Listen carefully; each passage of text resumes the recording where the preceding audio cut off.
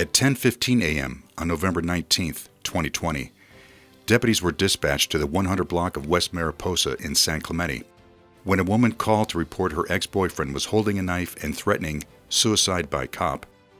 When the first responding deputy, Jared Hendy, arrived on scene, he saw a man sitting in the vehicle. In the driver's side window, I saw the reflection of a male looking back at me. I immediately stopped my patrol vehicle. The male exited the vehicle, walked directly towards my patrol vehicle with a knife, a large knife in his right hand. I kind of started having the feeling of all the videos you see online of an officer being approached with someone with a knife with the intent to kill them.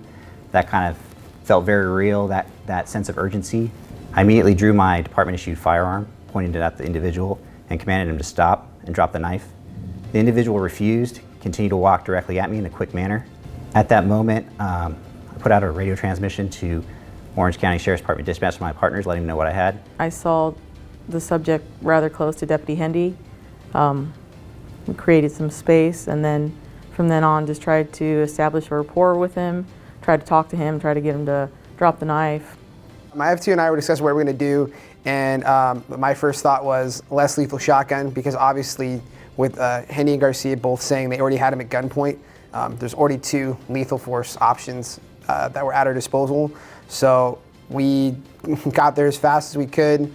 I immediately went in the back of our patrol vehicle, grabbed our less lethal. I think I ran like a quarter of a mile down there, and when I finally pointed the shotgun at him, the first thing he said to me was he wanted to kill me. I think it was like the next 39 minutes, something like that. We had just this standoff with this guy. The deputies had already given commands to drop it. He wasn't listening, and he certainly wasn't listening to me either.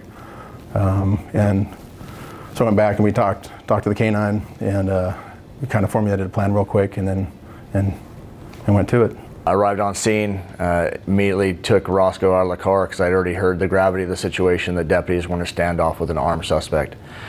Something like that, you realize right away that it could go one or two ways very quickly, with either a deputy or the suspect or both being injured. When Roscoe was there and started barking at him, he looked towards me, and I begged with him pretty much and pleaded with him to please drop the knife, because we didn't want to hurt him and we didn't want anybody else to get hurt. He looked at me and silently shook his head, no, like he wasn't going to comply.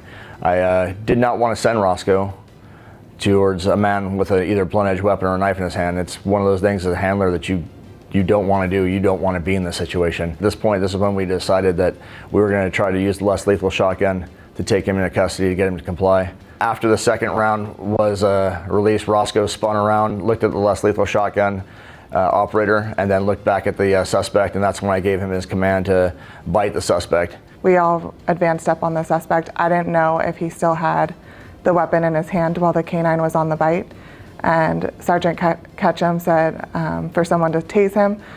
I was handed a taser, and I stapled the suspect and dry stunned him. The suspect turned away from Roscoe to his left, giving up his right arm, which had the knife in it. When Roscoe made contact with his right arm, the knife flew out of his hand and go to the ground. And we were able to move up while Roscoe was on the bite and take the suspect into custody and get the weapon away from him further. We did not have any medics with us, and he did have a pretty severe injury from the dog bite. So I took a tourniquet, and just like we learned in training, all my tactical casualty care classes and CPR classes, I put it on and cinched it as best I could, used the windlass, pulled the strap, and stopped the bleeding the best I could. And then once medics did arrive, I assisted him onto the gurney, and he was still conscious and breathing, and I think we did the best we could, and it was a best case scenario. Things worked out the way they did. The resources that were made available to us helped us turn that situation around and prevent a worse outcome. I think that was given the suspect's actions and the suspect's demeanor and his unwillingness to comply with our directives, that was probably the best outcome we could have hoped for, just given the circumstances.